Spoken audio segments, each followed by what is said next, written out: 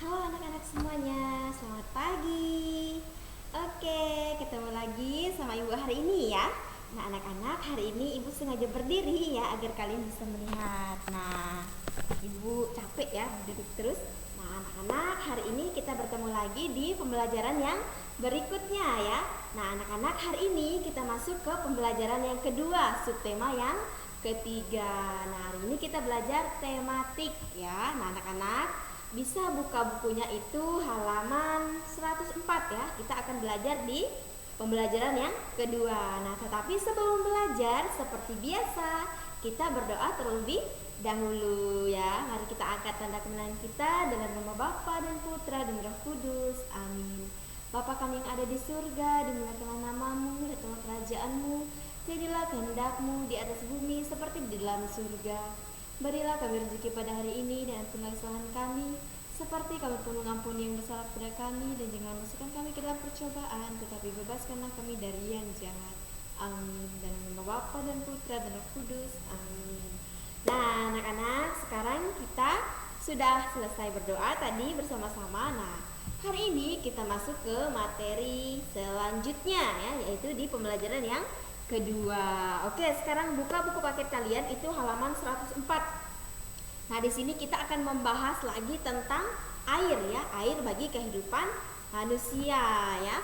Nah, anak-anak, air sangat penting bagi kehidupan kita makhluk hidup. Nah, setiap hari kita menggunakan air. Air dalam pembelajaran yang pertama kemarin, pembelajaran 1, kamu telah mengetahui syarat-syarat kualitas air yang bersih. Nah, bagaimana jika kualitas air yang kita gunakan itu tidak memenuhi standar? Nah, jadi hari ini kita akan belajar tentang bagaimana kualitas air yang tidak memenuhi standar. Apakah itu bisa dikonsumsi, kemudian apa dampaknya? Nah, kita akan lihat bersama-sama di pembelajaran yang kedua ya. Nah, di situ di buku kalian halaman 104 sampai 105 itu ada 4 soal ya. Nah, 4 soal itu akan kita bahas bersama-sama di sini. Nah, soal yang pertama itu, apa yang terjadi jika kita mencuci baju menggunakan air yang tercampur dengan minyak?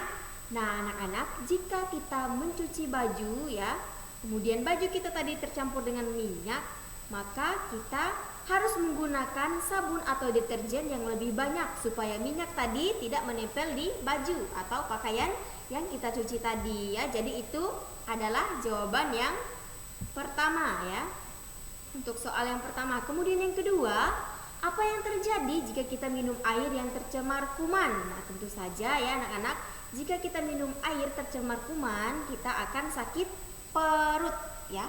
Ketika kita sama saja ketika halnya kita tidak pernah minum air dingin ya, atau misalnya air hujan yang langsung kita konsumsi, maka kita akan sakit perut ya. Nah, untuk anak-anak yang tidak pernah minum air hujan ya yang langsung dikonsumsi, tetapi kalian lebih, misalnya air minum itu harus di masak terlebih dahulu biar tidak sakit perut ya. Jadi tidak boleh dibiasakan ya. Nah, oleh karena itu sebaiknya kita minum air yang sudah dimasak sampai mendidih dan disimpan di dalam wadah yang tertutup atau di dalam botol yang sudah tertutup rapat ya, agar kita tidak sakit perut ya.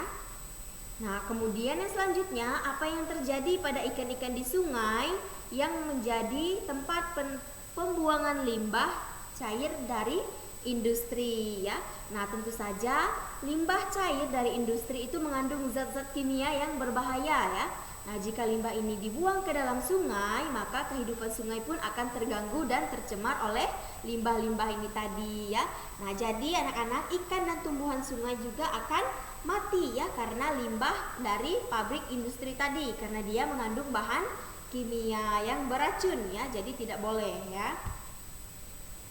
Oke, yang selanjutnya, apa yang dapat kalian simpulkan dari jawaban pertanyaan-pertanyaan di atas tadi? Nah, kesimpulannya itu adalah kualitas air mempengaruhi kehidupan di bumi ya, baik itu manusia, hewan, tumbuhan, dan lain sebagainya. Jadi itu sangat berpengaruh bagi kehidupan manusia atau makhluk hidup yang ada di bumi ya. Jadi itu kesimpulan dari pertanyaan-pertanyaan yang sudah kita bahas tadi ya.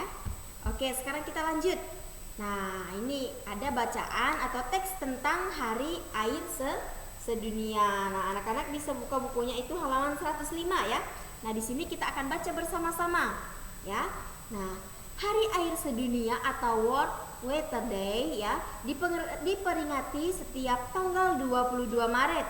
Nah, dengan adanya peringatan Hari Air Sedunia itu tadi, kita diingatkan bahwa persediaan air bersih semakin berkurang, padahal jumlah penduduk semakin bertambah. Nah, persediaan air bersih semakin berkurang karena cadangan air tanah itu juga berkurang. Nah, cadangan air tanah berkurang karena air hujan tidak masuk ke dalam tanah. Sebaliknya, air hujan langsung mengalir ke parit, ke selokan atau ke sungai dan terus mengalir ke laut. Nah, air hujan tidak dapat masuk ke dalam tanah karena tidak ada akar-akar pohon yang dapat menahan air di dalam tanah tersebut. Nah, banyak pohon di hutan ditebangi. Kemudian lahan-lahan hijau berubah menjadi perumahan, perkantoran, dan kawasan industri. Nah, berkurangnya cadangan air tanah mengakibatkan banyak mata air kering.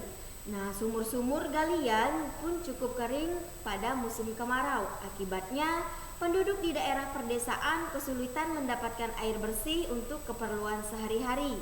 Nah, hasil panen pun jauh berkurang karena tanaman pangan itu kekeringan. Nah, di sini ada beberapa tindakan yang dapat kita lakukan untuk ikut membantu mengurangi krisis air sebagai berikut. Yang pertama, kita bisa menghemat penggunaan air. Kemudian yang kedua, kita bisa membuat lubang resapan ya yang berguna untuk menampung air hujan supaya terserap ke dalam tanah. Kemudian yang selanjutnya itu menanam pohon supaya akar-akar pohon dapat menahan air di dalam tanah ya. Nah, jadi anak-anak itu adalah teks bacaan tentang Hari Air Sedunia ya. Kemudian kita lanjut lagi ke halaman yang berikutnya, itu halaman 106. Ada berdiskusi ya. Di situ ada beberapa bagan ya. Kemudian ada pertanyaan. Nah, kita akan bahas bersama-sama ya. Nah, pertanyaan yang pertama ya, itu kalian yang jawab ya. Kemudian pertanyaan yang kedua Ibu akan jawab ya. Kemudian Ibu akan bacakan pertanyaannya, kemudian kalian jawab ya. Nah, pertanyaan yang pertama, pada setiap tanggal berapakah diperingati Hari Air Sedunia? Oke, ayo jawab. Siapa yang bisa jawab? Oke, betul sekali ya. Nah, benar yang dikatakan kawan kalian atau teman kalian tadi bahwa Hari Air Sedunia itu diperingati setiap tanggal 22 Maret ya. Nah, kemudian Ibu akan menjawab pertanyaan yang kedua ya. Anak-anak dengarkan. Nah, pertanyaan yang kedua, faktor-faktor apa yang menyebabkan persediaan air bersih berkurang? Nah, di sini ada 3 ya. Nah, yang pertama, cadangan air tanah berkurang karena air hujan terus mengalir di permukaan tanah dan tidak masuk ke dalam tanah. Kemudian yang kedua, banyak pohon ditebangi sehingga tidak ada akar pohon yang dapat menahan air di dalam tanah tersebut. Nah, kemudian yang ketiga, lahan-lahan hijau berubah menjadi kawasan permukiman dan industri ya. Nah, kemudian pertanyaan yang ketiga juga seperti tadi, kalian menjawab pertanyaan yang ketiga dan Ibu yang keempat ya. Nah, Ibu akan membacakan soalnya. Pertanyaan yang ketiga, apakah akibat kekurangan air bersih? Ayo jawab. Ibu tunggu.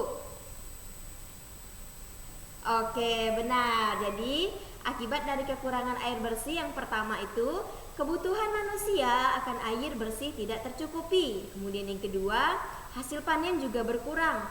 Yang ketiga, banyak hewan dan tumbuhan akan mati ya. Nah, kemudian yang keempat, Ibu akan menjawabnya. Upaya apa yang dapat dilakukan untuk mengurangi krisis air bersih? Nah, tentu saja ada 3 upaya. Yang pertama, menghemat penggunaan air. Kemudian yang kedua, membuat lubang resapan untuk menampung air hujan supaya terserap ke dalam tanah. Kemudian yang selanjutnya, menanam pohon supaya akar-akar pohon dapat ditanam di dalam, menyerap ya air di dalam tanah. Nah, itu adalah beberapa pertanyaan ya yang ada di bagan halaman 106. Nanti anak-anak bisa pindahkan jawaban kemudian pertanyaan yang sudah kita bahas tadi ke dalam buku catatan kalian untuk belajar di rumah ya.